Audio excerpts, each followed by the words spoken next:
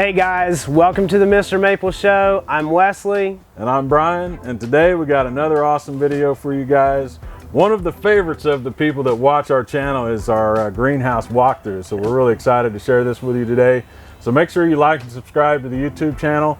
We got tons of content that we're putting out. We got a new video every single day. Sometimes we're out here in the greenhouses, sometimes we're at arboretums and gardens around, showing you guys as many specimen trees and just plants as we can get out there. We really appreciate you guys watching. And today, where are we at today, Wesley? We are in our conifer house, house 25. So yeah, I mean, we got tons of conifers in here. And you know, I was thinking today, most of you guys across the United States are dealing with some drab, dreary weather out there. It's wet, cold, icy. And so a lot of those gardens are just kind of looking a little sad. Yep. You know, leaves, especially no for me, color. I'm always trying to think about ways that I can make my winter garden look a little more lively. And so today we're going to showcase some conifers and talk to you guys a little bit about that. And first up, we got some dwarf pagodas. Dwarf pagoda is a extremely dwarf Japanese holly. Yeah, this is a great plant. I mean, every time I see it, I just think of like bonsai and that small like rock garden or conifer garden. This can go in so many different places, stays so small. But you know, one of the things we talked about earlier is like we just love the texture of it. Yeah, 100%. Just the texture. I mean, the dense foliage to it. Like you said, those nice little rounded cupped leaves. And this is a holly that doesn't have the spikes on it, so it's not spiky. I mean, you can literally throw this anywhere. Conifer garden, container garden, your rock garden. I mean, this is putting on 2 to 3 inches of growth a year, so this is not going to outgrow that little spot.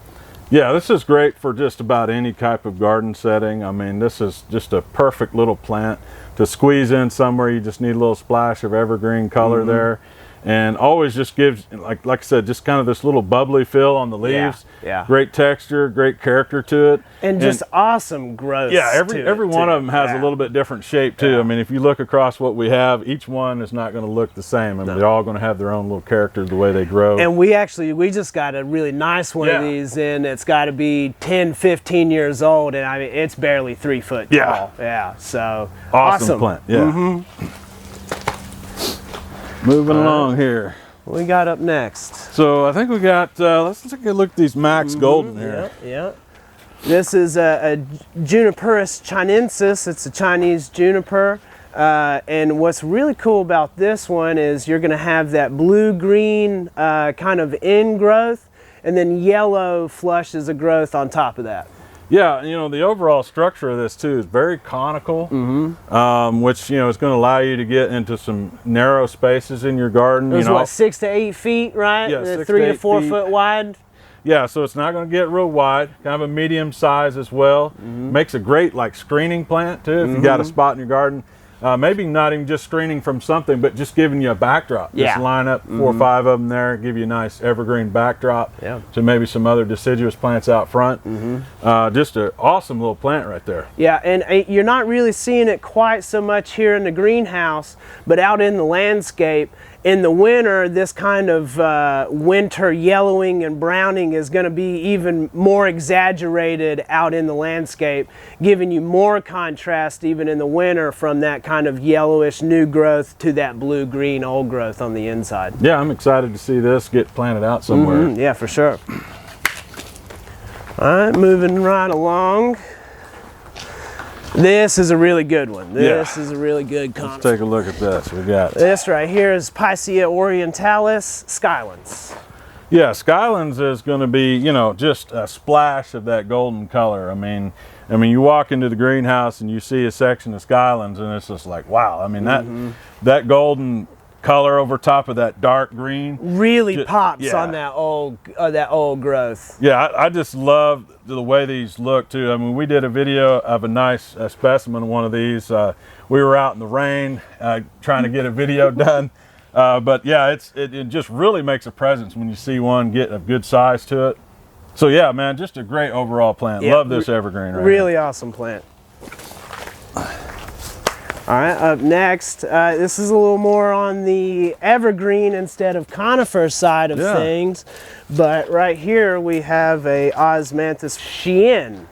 This is one that you have in your collection, right? I do. I do have one of these. This is it was found in a Japanese nursery, correct? It was put under the name Shin, but trademarked here in the U.S. nursery industry as party lights, and for good reason. For good reason, yeah. The colors on this thing are crazy. You get these hot pinks, peaches, and yellows on that new growth, and then contrasting within itself with that darker growth underneath there. Just really, really showy out in the garden. I mean, that Party Lights name definitely does kind of give you an example of what this plant can be. Just great plant overall, but I mean, it's got some extra features too with the flowering, right? The flowering, yep. And being that Osmanthus, you're going to get extremely fragrant flowers in those late fall months. And I mean, this is something that you're going to smell long before you see it. Right, yeah, exactly. Yeah, and that kind of adds another element to your garden. You know, we always talk about texture and color and evergreen, but this gives you that smell, that fragrance out in the garden that lets you know that plants are alive out there. And evergreen plus a flower, I mean, it doesn't get much better than that, right? Right. And this is going to give you that kind of medium-ish size bush, right? Like 6 to 8 feet, maybe 4-ish, 5 foot wide or so. Yeah, definitely not going to overgrow an area. I mean, put it just about any spot in the garden that you're needing some evergreen splash out there. And then, like I said, that new growth and all of that. The colors on this is unbelievable. Yeah, this is 100% the most colorful Osmanthus cultivar that you're going to find. Definitely. Great plant, man. Awesome. All right, so we'll move down the line here. Let's take a look at these temple gems here, man. So this is a really, really interesting plant. We were talking about this when we were walking through. This is something we wanted to talk to you guys about. This is a lacebark pine. This is Pinus Bungiana, temple gem. And what's really cool about this is in that lace bark, you can even a little see it on this one right here. You get some yellows and oranges and even some greens in that lace bark. So it's bringing you even more color in that garden other than the needles. Yeah, I like the fact too that, I mean, these are young plants, you know, and you're already getting that bark interest on that. So just having the evergreen interest and the bark interest, I think is a really cool concept. One of the things I really like about it too is just overall structure. Yeah. I mean, I love the branching on this, everything reaching upward, just a great structure and texture on that. I love when it's putting on the new candles on top. I mean, it just really draws your eye. It has so many characteristics, I think, you know, for an evergreen, you know, you just have multiple dimensions of that with the bark interest, the evergreen interest. And just its overall growth habit. Yeah. I mean, this you can already see that multi-branching establishing in its growth habit, and it's going to give you a nice little multi-branch bush out in your landscape, and just be a really cool little pine. Kind of something different too. You don't see this, you know, in the garden very often. So definitely check out Temple Gem. Moving on down the line. Let's see. What we got here? Let's see. Well, this is something else right here, more in the not necessarily evergreen, maybe ever yellow. Yeah, exactly. I mean, the colors on this are crazy. I mean, you got this bright yellow against the dark green. Just, you know, within itself, it's just contrasting and just, I mean, vibrant. You know, we've got a section of them here that are just glowing right here in the greenhouse. And this is a good plant for our southern gardeners. Yeah, this is zones 8 to 11. Gardenia, most gardenias are growing in those hotter climates. And this is going to give you late spring, kind of early summer flowers, little white flowers, and it'll even keep re-blooming over and over as long as you're in a warm enough climate. Yeah, and again, another fragrance element to your garden. I think that's so crucial to just keep adding different dynamics and levels to your garden. And I mean, you could put that anywhere in your garden and you're going to see it. I mean, you couldn't hide this plant. This thing's going to stand out no matter where you put it in your garden. So, And we like to carry a lot of things for those southern gardeners. We have a ton of them here. So this is going to work great in those really high heat areas. Great. Awesome gardenia. Yeah. All right, let's see what else. Man, there's so much stuff to talk about in here. It's hard to pick. Really cool conifers. What do you think about Oregon green? Let's take a show look them at Oregon that. green. Yeah, I mean, and this right here is just. It's an Austrian black pine, and man, it just gives such a cool little texture out in the landscape. Yeah, I mean, we're always joking around when we find one that when they're at a young age and you hold it, it's like bonsai, you know. So I mean, they just make such a great shape, even at an early age. That's kind of one of the things this one's really known for. It gives such a unique structure to it. And just those rigid, thick branches, big clumps of evergreen needles on these. Once these get going, I mean, they make a beautiful, beautiful tree in your garden. Just always kind of a unique shape. Each one's a little bit different.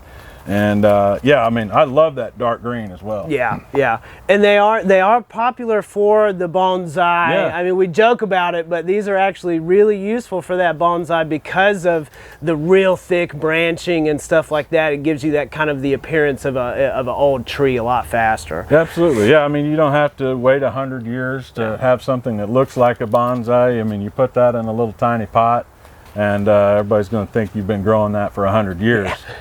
But I just love adding these evergreens to the garden. Yeah, Oregon green. Awesome pine. All right, so let's see. We're getting down here to the end here. What do we got down here? Let's show them the glauca right here. Cedar Atlantica glauca. And you want to talk about the conifer blue?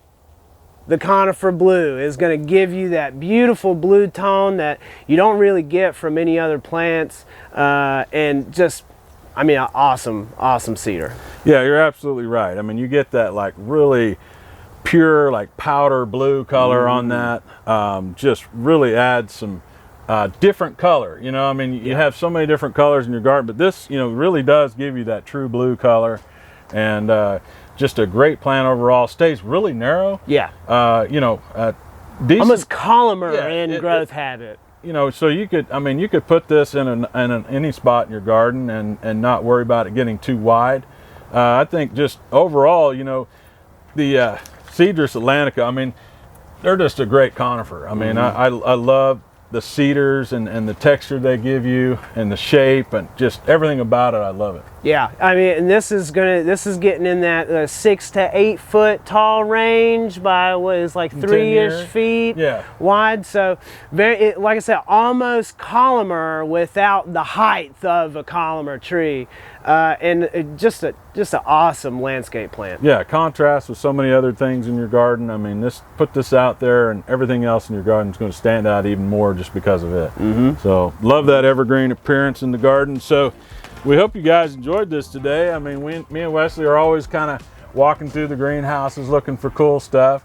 I mean, I've got a garden going. You've got a nice container. I've got a nice container section. Yeah, and selection. So we're always looking for interesting plants, and we're excited to share them with you guys. And so today we're, you know, just walking through this conifer house, and I thought, man, this time of year we need to be bringing some evergreen content. And if you like this video, make sure you share it with your gardening friends. Help our channel grow if you like to see this kind of stuff.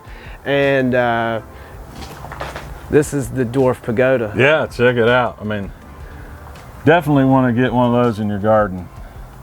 I mean, it's going to take a while to get to that size, but I mean, I just think it has just a special look to it. You know, like the way those leaves, little tiny leaves on that, really cool. But yeah, we're excited about bringing you guys content. Make sure you sign up for the weekly email at MrMaple.com also, because a lot of times when we release these conifers, different plants that we have, it's going to be through that 10 at 10 on Tuesdays. So yeah, sign up for that email, and we greatly appreciate you guys watching. So take care. God bless. And have a great day.